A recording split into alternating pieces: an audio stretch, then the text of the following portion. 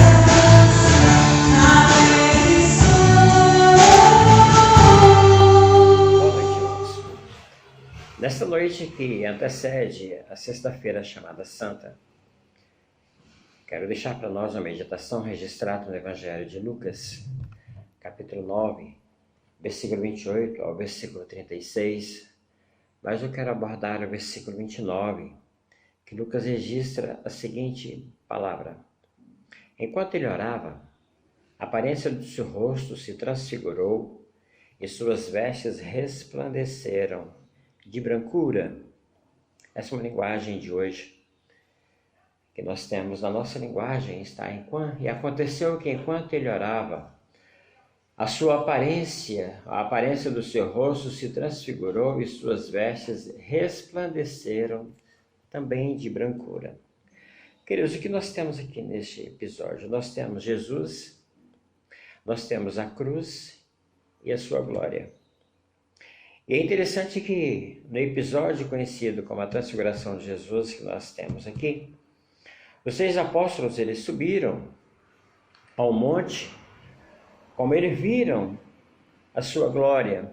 No versículo 32, assim registra: Pedro e seus companheiros achavam-se premidos de sono, mas conservando-se acordado, viram a sua glória e dos 2 varões que com ele estavam, isto é, Moisés e Elias, estavam conversando. E mais tarde, Pedro e João, eles recordam essa cena em seus escritos e declaram: vimos a sua glória. João registra no seu Evangelho, capítulo 1, versículo 14. E o apóstolo Pedro, na sua segunda epístola, capítulo 1, versículo 16, e mais uma vez, João também registra esse episódio na sua primeira epístola, capítulo 1, versículo 1 ao versículo 3. Então, esses apóstolos, eles contemplaram a glória do nosso Senhor e Salvador Jesus.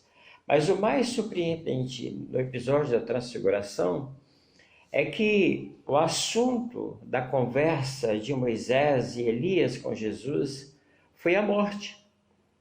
De acordo com a vontade de Deus, que ele iria sofrer em Jerusalém. Observe o versículo 31. Os quais apareceram em glória e falaram da sua partida, que ele estava para cumprir em Jerusalém. Esse era o teor da conversa de Moisés, Elias e Jesus. Mas no meio da glória estava a morte. E no meio da morte estava a glória. E Moisés e Elias não estavam alheios ao acontecimento próximo, que seria a morte de Jesus. Então eles estavam cientes dos acontecimentos. Assim acontece conosco. Deus, ele sempre está presente, ele sempre do que vai acontecermos. Ele sempre está conosco. Mas o outro lado muito relevante e significativo é que a transfiguração, queridos, aconteceu imediatamente após o primeiro anúncio da morte de Jesus, feito por ele mesmo aos discípulos, no mesmo capítulo, no versículo 22 de Lucas, capítulo 9, dizendo: é necessário que o Filho do Homem sofra muitas coisas, seja rejeitado pelos anciãos, pelos principais sacerdotes, pelos escribas, seja morto e no terceiro dia ressuscite. Queridos, aqui eu quero abrir um parêntese para dizer uma coisa. Jesus nunca fez segredo da sua morte, uma morte prematura. Nós vamos observar em alguns textos, passeando pela Sagrada Escritura, Mateus capítulo 20, versículo 18, eis que subindo para Jerusalém, e o Filho do Homem será entregue aos principais sacerdotes e aos escribas, eles o condenarão à morte. Jesus já estava fazendo esse anúncio. Jesus morreu muito jovem, lá pelos 33 anos de idade. Ainda que fosse um acontecimento desanimador e sem lógica para a mente de seus apóstolos, dos seus discípulos, o Senhor nunca escondeu deles esse fato. Mateus registra que logo após a confissão de Pedro, começou Jesus Cristo a mostrar a seus discípulos que lhe era necessário seguir para Jerusalém e sofrer muitas coisas dos anciãos, dos principais sacerdotes, dos escribas, e ser morto e ressuscitado ao terceiro dia. Mesmo acontecimento que registra Lucas capítulo 29, Mateus 16, versículo 21. Ele torna a tocar nesse desagradável assunto algumas vezes, mais ainda no capítulo 17 de Mateus, versículo 22 e 23, e ainda no capítulo 20, versículo 17 ao versículo 19. Na verdade, Jesus já havia mencionado a sua morte prematura de forma menos explícita. Pouco antes da cura da mulher hemorrágica, nós vamos observar que na resposta dada aos discípulos de João sobre o jejum, Jesus disse que chegaria o tempo em que o noivo lhe seria tirado, né? Que o noivo não estaria mais presente, que o noivo seria retirado do meio deles. E o noivo em questão era ele mesmo, não era outro a não ser o Senhor Jesus. Um pouco à frente, ele é mais categórico.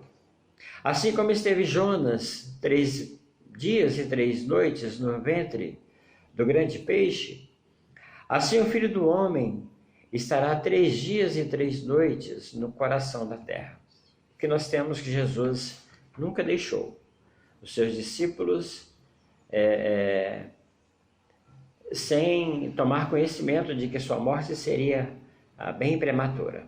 Então nós temos um Senhor, queridos, que em pleno ministério, ele não esconde que vai morrer em breve.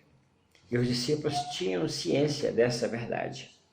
E aqui nós vimos que ele anunciando aos discípulos a sua morte no capítulo 9, versículo 22 de Lucas.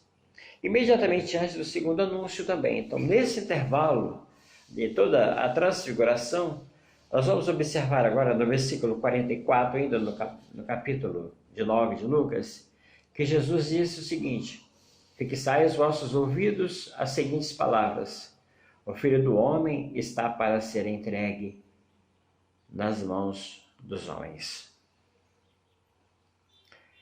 Então ali, queridos, no Monte da Transfiguração, naquele momento, Jesus ele anuncia. Mas eu quero agora darmos um pulo imediato ao momento mais culminante da vida do Senhor Jesus, que era ele uma segunda vez que ele volta ao Getsemane, já mais particularmente nesse momento. E eu quero fazer uso das palavras de Marcos capítulo 14, versículo 32, eu quero que você dê um pulo lá, que Jesus agora no Getsemane, em um momento de grande angústia, era um momento que antecipa a sua prisão e a sua morte. O momento da transfiguração começou bem antes, mas agora Jesus, mais uma vez, nesse último momento, ele volta ao Getsemane. É o momento antes da sua morte, antes da sua prisão, e que ele está ali orando, e que ele leva os discípulos a estarem com ele, no capítulo 14, versículo 32 ao versículo 44. E nesta hora, eu quero então abordar com vocês sobre a oração do Senhor Jesus no Getsemane. O que ela traz para nós? Qual o ensino para nós? Nessa noite que precede a sexta-feira chamada Santa, a morte do Senhor Jesus.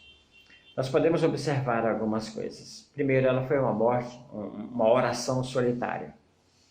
Ele orou enquanto os discípulos dormiam. Jesus deu uma ordem aos discípulos: ficai aqui, eu vou ali orar. Jesus estava sozinho, orando. Um outro ensino que nós podemos tirar na oração do Senhor Jesus é que ela foi uma oração humilde. Nós vemos Jesus se prostrando-se em terra. O prostrar é colocar a boca no chão. É um momento de humildade, é um momento de entender que toda a glória pertence ao Senhor. Então, queridos, que a nossa oração também seja humilde. E uma terceira coisa que nós queremos tirar é que foi uma oração como criança. Jesus, ele chama a pedir: Abba, Pai, Marcos capítulo 4, versículo 36, e dizia: Abba, Pai, tudo é possível Passa de mim esse cálice, contudo não seja o que eu quero, e sim o que tu queres. É um pedido de criança, ele volta a esse Veja momento. Bem, uma quarta lição que nós podemos tirar na oração do Senhor Jesus é que foi uma oração séria. Ele orou em profunda agonia. Lucas capítulo 22, versículo 24, nos traz essa verdade, a ponto de transformar o seu suor em gotas de sangue.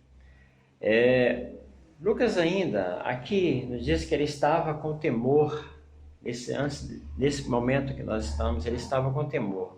Aí no Getsêmani, a angústia foi tamanha que o suor do Senhor Jesus transformou-se em gotas de sangue. Outra lição que nós queremos aprender na oração do Getsêmani, que antecede a Sexta-feira Santa, a sua prisão e a sua morte, é que foi uma oração perseverante. Ele orou 3 vezes. Por 3 vezes, ele volta a orar. Queridos, sejamos também perseverantes em nossas orações.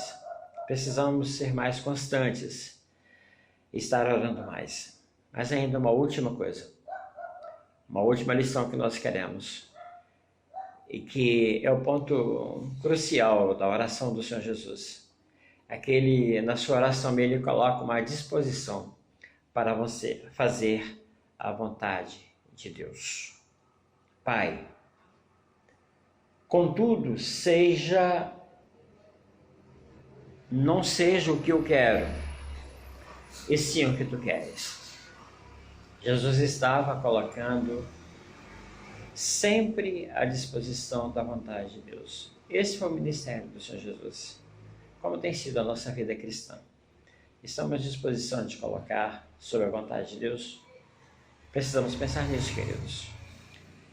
E que essa oração, que precede a sua prisão, que precede a sua morte, seja um exemplo de vida, um exemplo de oração para as nossas vidas. Mas eu quero voltar ao momento da transfiguração em primeira instância, dizendo que ele anunciou a sua morte, tanto no versículo 22, enquanto ele volta a anunciar no versículo 44.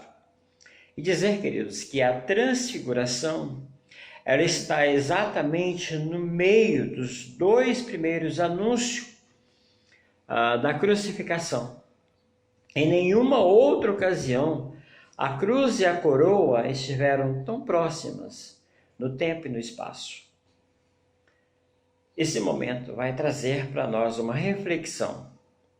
Como tem sido a nossa vida cristã em um mundo contagiado pelo pecado? Como tem sido a nossa vida? Nós precisamos fazer um compromisso com o Pai. Precisamos ter uma vida diferente. Como anunciado anteriormente, nós não podemos tornar-se amigo ou amigos do mundo. Estamos no mundo, mas não do mundo. E precisamos estar sempre fazendo a vontade do Pai. Viver em santidade, estar fazendo a vontade de Deus. Que esse dia que precede a morte, a Sexta-feira Santa, chamada Santa, que nós comemoramos o sacrifício do Senhor Jesus, que possamos, queridos, fazer um compromisso com o Pai, um compromisso com Deus, de estar sempre à disposição do Pai, assim como o Senhor Jesus se disponibilizou para fazer a vontade dele, ainda que fosse a mais difícil obra a ser executada, mas que assim também possamos aprender com ele. E que o nosso Deus nos abençoe.